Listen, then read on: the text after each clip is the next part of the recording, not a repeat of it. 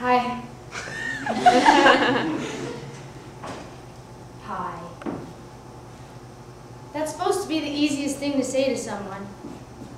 I went to Starbucks the other night and there was this guy. And there was something interesting about him. And so I get my drink, and you know on the cups there, they have these quotes? Well, I read mine. I used to feel so all alone in the city. All those gazillions of people and then me on the outside. Because how do you meet a new person? I was very stumped by this for many years, and then I realized you just say hi. They may ignore you, or you may marry them. And that possibility is worth that one word. Hi. So I thought, yeah, I should just say hi to that guy. I should just say hi. But he was looking at me, so I looked away. I was waiting for the right time. And so I go and sit down in one of those comfy chairs, and he walks by me once, and he walks by me again. He's kind of a fast walker. So then I see him going to the bathroom, and I'm thinking, all right, as soon as he comes out, I'm going to say hi. And here he comes.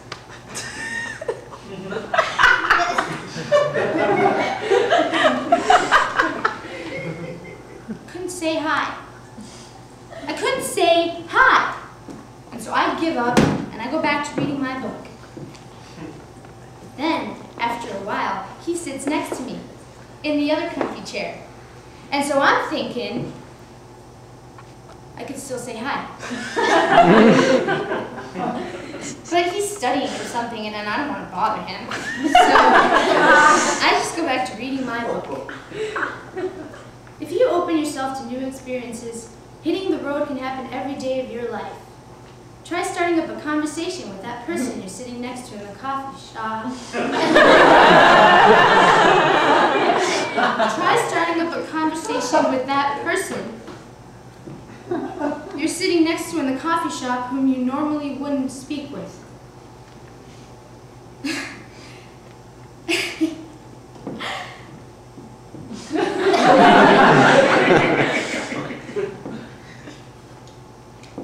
I wanted to say something, but I kept stopping to think.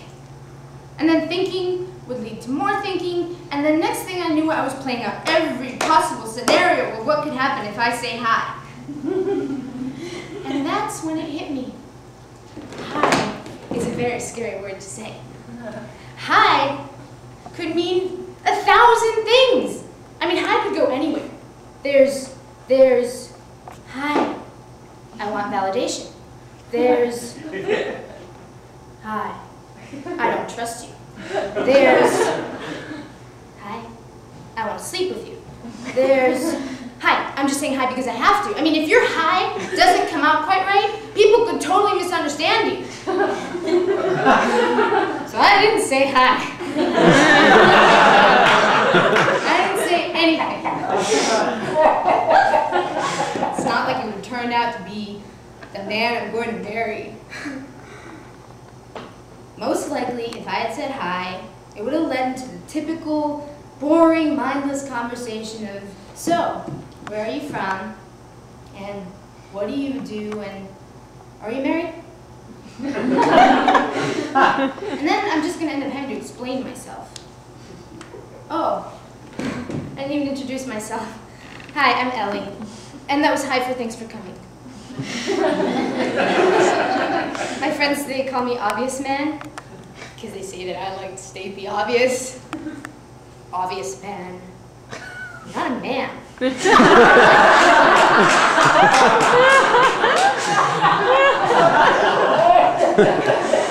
Anyway, Ellie is short for Elisa, and Elisa is short for I'm an Irish-looking Mexican. I know. I'm from Mexico. I know. I don't look Mexican. Every time I tell people I'm Mexican, they all feel the need to remind me. But you don't look Mexican. Yeah, I know. You mean New Mexico. No, I mean Mexico. Country. You don't have an accent. Yeah, well, my mom's American, so I grew up speaking English at home. Oh, so you're not really Mexican. Yeah. My dad's Mexican. I was... Yeah, but you grew up here. No, I grew up in Mexico. I lived there till I was 16. My real name is Elisa Daniela Areza Smith. Like I said, I'm half American. You have no, okay, so I know I don't fit the profile of a typical Mexican immigrant. For one thing, I'm legal. And for another, well, I look Irish. You have no idea how many people would kiss me on St. Patrick's Day, only to have me push them away and say, Oye, ¿qué pasa? Así se toca una mujer, hijo de la chingada. I mean, what do I have to do? Go around talking like this all the time? I have to have a Mexican accent so that you believe I'm Mexican? Not you. People. Anyway, I'm used to that now. When I first moved here, I used to wish I had an accent. I felt like an alien. No pun intended. An alien who landed on an entirely different planet, except I happened to look just like the natives and speak the native language, and so no one could tell I was foreign. And because I fit in so well, I was assumed to be stupid when I said things like reproducing instead of reproducing, or Utah instead of Utah. Or like the first time I touched snow, I stated very clearly in the native language, this is cold. I knew it would be. I just didn't know it would be that cold. I always thought that snow would be soft and fluffy, not cold and icy. And the first time I saw a snowflake, I see this tiny, itty-bitty little snowflake sitting on my shoulder. And so I say to my friends, oh my God, it is so cute. When do they get bigger? And how big do they get? And do they always come down with the snow or just sometimes? Yeah, see, at that point, I didn't even really know that snowflakes existed.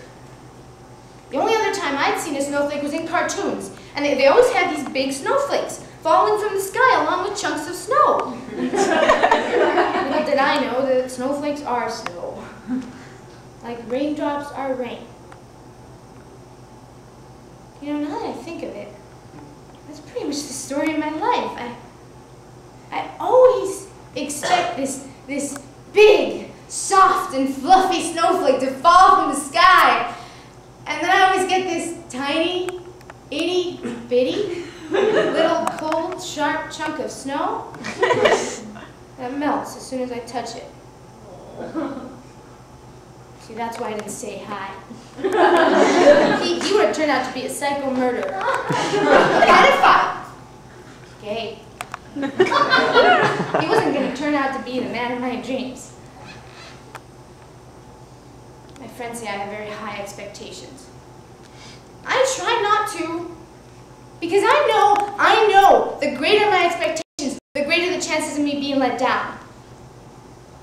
And ever since my parents got divorced and I found out Santa Claus doesn't exist, I try hard not to disappoint myself.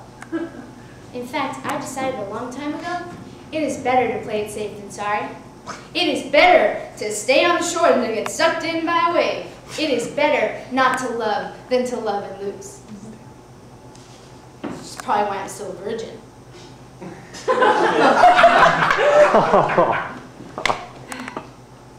I mean, I know it's not normal these days to be a virgin at 22, but it is better to play it safe than sorry.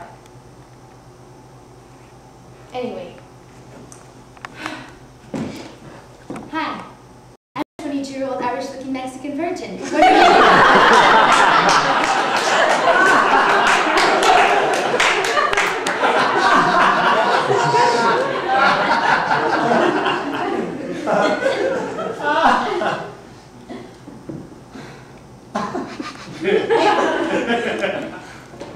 So my cherry hasn't been popped, my seal hasn't been broken, my Pandora box hasn't been unleashed. You know what being a virgin is. Obvious man, woman, girl, whatever. You know, it's always interesting to see how guys are going to react when I tell them I'm a virgin. There's the guys who are totally into it. You know, I think it's great that you're still a virgin. I mean, there are too many sluts out there, you know? Of course, they're usually the ones banging the sluts. And instead of being grateful, they look upon us virgins as toilets that have never been pooped in. That's awesome, dude! You mean no one's ever taken a shit in that can?